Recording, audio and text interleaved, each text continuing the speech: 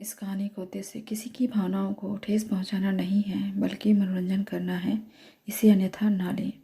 Hello दोस्तों, मैं पंकज। मेरी उम्र 36 साल है। एक एमएनसी में उच्च पद पर कार्यरत हूँ। रागिनी मेरी पत्नी, उम्र 34 साल, एक गृहिणी तथा 2 बच्चों की माँ है। रोहित की उम्र 28 साल है। मेरे चाचा जी का लड़का प्रोफेशनल है। अभी नई नई शादी हुई है। नीलम रोहित की पत्नी, पढ़ी लिखी युवा, उम्र करीब 25 साल। चेहरे पर मुस्कान और आत्मविश्वास हमेशा रहता है। दोस्तों, उस समय बच्चों की गर्मियों की छुट्टियां चल रही थीं और मैं तैयार होकर अपने ऑफिस चला गया। ऑफिस पहुंचने के कुछ देर बाद मेरे पास रोहित का फ़ोन आया, जो आगरा में रहता है और वो मेरा कजिन है। मुझसे करीब 8 साल छोटा है। तो वो मुझसे बोला कि पंकज भैया, कैसे हैं आप और क्या घर में सब ठीक है। तो मैंने उसको अपना जवाब देते हुए उससे सबका हाल चाल पूछा और बोला कि आज मेरी याद कैसे आई। रोहित मुझसे बोला कि भैया, मैं और नीलम कुछ दिन दिल्ली घूमने के लिए आ रहे हैं। अगर आपको कोई तकलीफ़ ना हो तो हमें दिल्ली के दर्शन करवा देना, क्योंकि नीलम कई बार बोल चुकी है, लेकिन मुझे अपने ऑफिस से छुट्टी नहीं मिलती। तो मैंने कहा कि यह भी कोई पूछने की बात है। इस बहाने से बच्चे भी खुश हो जाएंगे और अभी उनकी छुट्टियां भी हैं। इस बहाने से हम सब घूम लेंगे। फिर हम दोनों ने कुछ देर इधर उधर की बातें करके फ़ोन कट कर दिया और शाम को जब मैंने घर पर आकर रागनी को बताया कि रोहित और नीलम घूमने के लिए आ रहे हैं, तो रागनी मुझसे बोली कि रोहित को हमारी अब याद आई है। उसकी शादी को 1 साल हो गया है और वैसे भी मैं उसको कितनी बार बुलाने के लिए फ़ोन कर चुकी हूँ, लेकिन वो हर बार मुझसे आने का वादा करता है, लेकिन कभी आता नहीं है। क्यों? वो लोग कब आ रहे हैं? फिर मैंने कहा कि वो लोग परसों आ जाएंगे और मैं उन्हें स्टेशन से लेने चला जाऊंगा। रागिनी बोली कि हाँ, हम उनके लिए कुछ खरीद भी कर लेते हैं। शादी के बाद पहली बार वो हमारे यहाँ आ रहे हैं। फिर हमारे बीच यह सब बातें चलती रही और फिर मैं शुक्रवार को उन्हें लेने स्टेशन चला गया। स्टेशन पर रोहित मेरे गले लगा। नीलम ने मेरे पैर छुए। मैंने मजाक में हंसकर कहा, नीलम, तुम मुझे इतनी जल्दी बुजुर्ग मत बनाओ। तो हम सब हंसने लगे और घर पर आकर बच्चे भी चाची से घुल मिल गए और 2 दिन तक हम सब ने बहुत मस्ती की। एक रात इंडिया गेट घूमने के बाद हम घर पर पहुँचे तो हम सभी बहुत थक चुके थे। तो रोहित और नीलम कमरे में चले गए और हम दोनों और हमारे बच्चे भी अपने अपने रूम में चले आए। फिर कुछ देर लेटकर आराम करने के बाद रागिनी मुझसे कहने लगी कि मैं उनसे पूछती हूँ कि किसी को कॉफ़ी पीनी है। मैंने उससे कहा कि क्यों, तुम उन्हें परेशान करती हो। पिछली 3 रातों से हम 2 बजे तक जाग रहे हैं और उनकी शादी को अभी 1 साल हुआ है और उनकी अपनी प्राइवेट लाइफ है। रागिनी मेरी यह बात सुनकर हंस पड़ी और वो मुझसे बोली कि हाँ, वो सब मुझे भी पता है, लेकिन नीलम जिस दिन आई थी उसी दिन से उसकी थोड़ी तबीयत ठीक नहीं थी। आज वह ठीक है। मैंने पूछा कि रागिनी, क्या अभी इन दोनों ने फैमिली प्लान नहीं किया? तो रागिनी बोली कि हाँ, नीलम ने मुझे कल सुबह बताया था कि वो अब प्लान कर रहे हैं, क्योंकि रोहित चाहता था कि 1 साल तक सिर्फ हम दोनों एक दूसरे को समझे।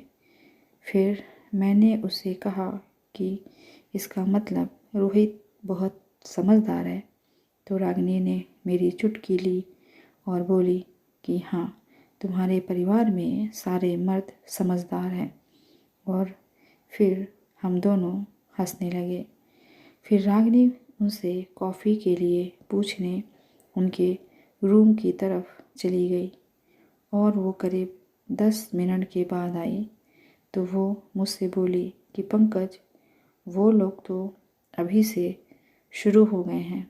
मैंने कहा कि 3 दिन रुक गए हैं, बस वो ही बहुत है। और तुम क्या मज़े लेकर देख रही थी?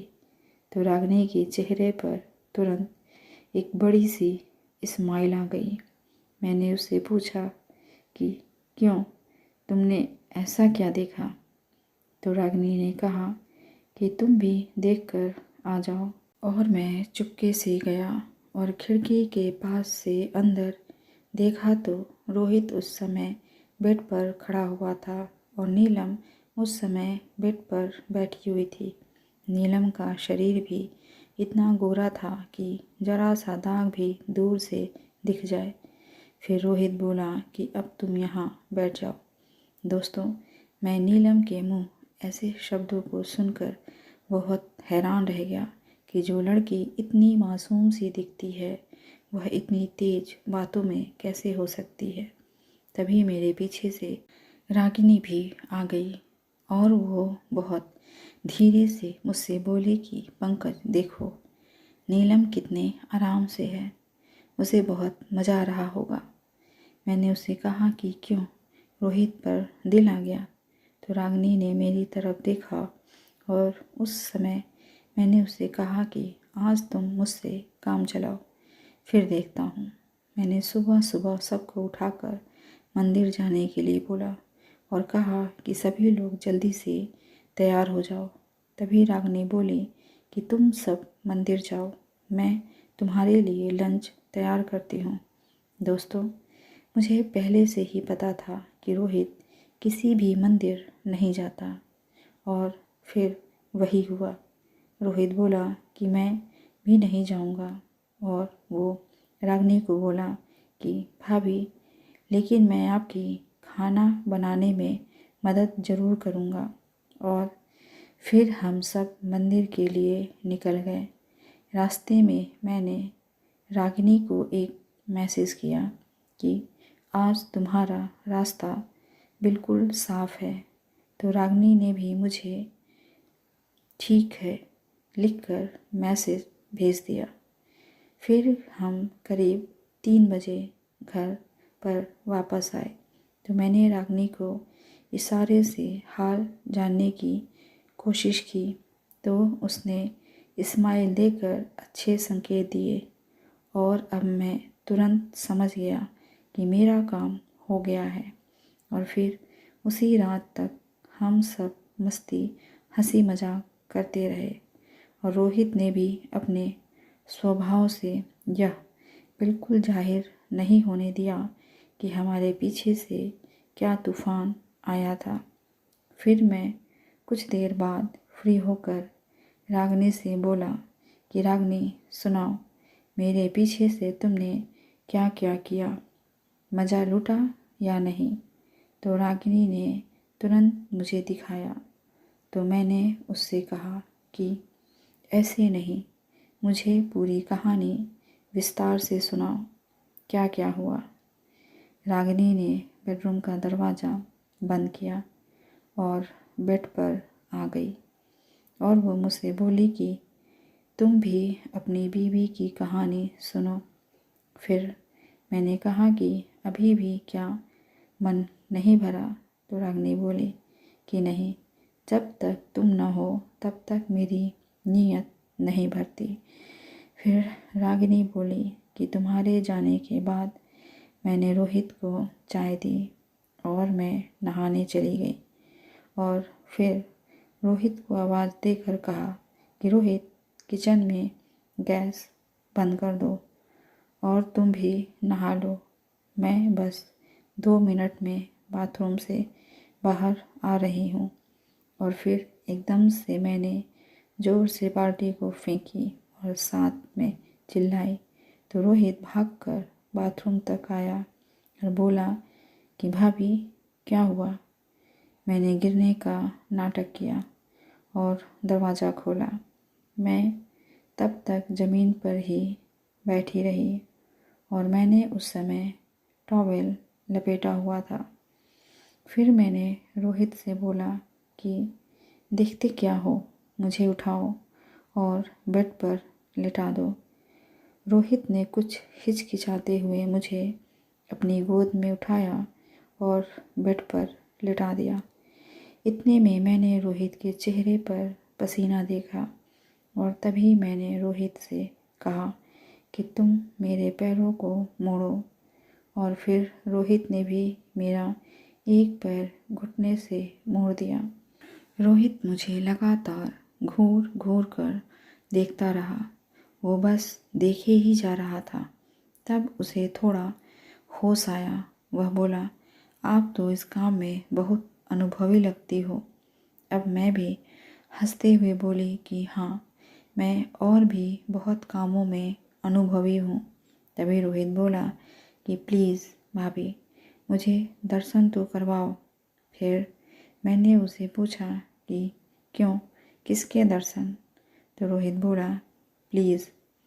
मैंने उससे कहा कि हाँ, लो कर लो दर्शन। फिर रोहित ने कहा कि भाभी, भैया ने मुझे यहाँ पर रोका था। उसके मुंह से यह बात सुनकर मुझे तो एकदम से झटका लगा। रोहित मुझसे बोला कि भाभी, मुझे सब पता है। रात को भैया ने छत पर मुझे बुलाया और ड्रिंक करते हुए अपने बारे में सब बता दिया और उन्हें भी यकीन था कि मैं मान जाऊंगा। भैया ने आपको अपना तो बताया होगा, लेकिन मेरे बारे में नहीं बताया होगा कि मैं उनके साथ था। तभी मैंने भी सब कुछ बता दिया, क्योंकि मैं कुछ नहीं छुपाता हूँ। और हमने प्लान किया आपको चकित करने का, और इसमें भी वह हमारे साथ थी। फिर पूरी कहानी पंकज को सुनाने के बाद पंकज ने मुझे बोला कि तूने मुझे अपनी आप बीती सुनाई, अब मैं तुझे नीलम की कहानी बताता हूँ। तुम्हारा तो हाल बहुत बुरा हो गया, तो सोचो कि क्या हाल हुआ होगा उसका। कैसी लगी आपको ये कहानी, कमेंट करके ज़रूर बताइएगा। मिलते हैं अगली कहानी के साथ। धन्यवाद।